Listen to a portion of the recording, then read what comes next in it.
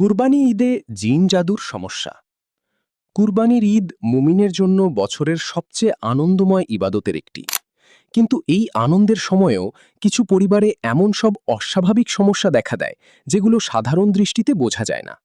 জিন জাদু আক্রান্ত রোগী ও তাদের পরিবারের জন্য কুরবানির ঈদ অনেক সময় আযাবে পরিণত হয়। এই বিষয়গুলো আগে থেকে জানা থাকলে অনেক সমস্যা এড়ানো সম্ভব। গোশত খেলে সমস্যা বাড়ে কেন?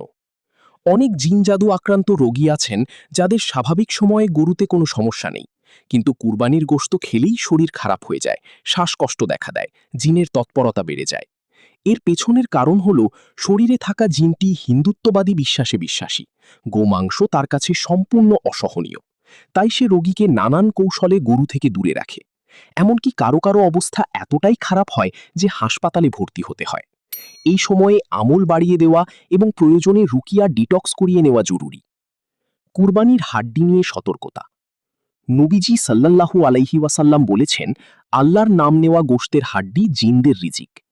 তাই হাড্ডি যেখানে সেখানে ফেলা উচিত না। আর ফেলার জায়গায় পানি বা ময়লা নিক্ষেপ করলে জিন আক্রমণের আশঙ্কা থাকে। এছাড়া বাংলাদেশি গরুর হাড্ডির উপর আরবিতে জাদু লিখে বা হাড্ডিসার ব্যবহার করে জাদু চর্চার প্রচলন আছে।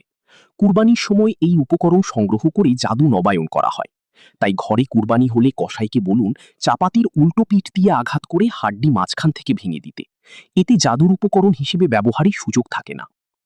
ঈদের দিন অকারণ ঝগড়া ও মুড সুইং।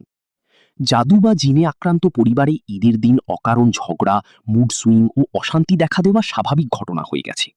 আনন্দের দিনটাকে কষ্টের দিনে পরিণত করা শয়তানের অন্যতম কৌশল। এই সমস্যা থেকে বাঁচতে ঈদের আগে থেকেই নিয়মিত সূরা বাকারা তিলাওয়াত বা অডিও ছেড়ে রাখুন এবং মাসনুন আমলে নিয়মিত থাকুন।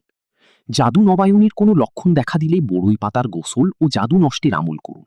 সমস্যা বেশি হলে দ্রুত অভিজ্ঞ রাকির পরামর্শ নিন। আল্লাহ তাআলা আমাদের সবার কুরবানি কবুল করুন এবং জিন জাদুর সব ক্ষতি থেকে হেফাজত করুন। আমিন।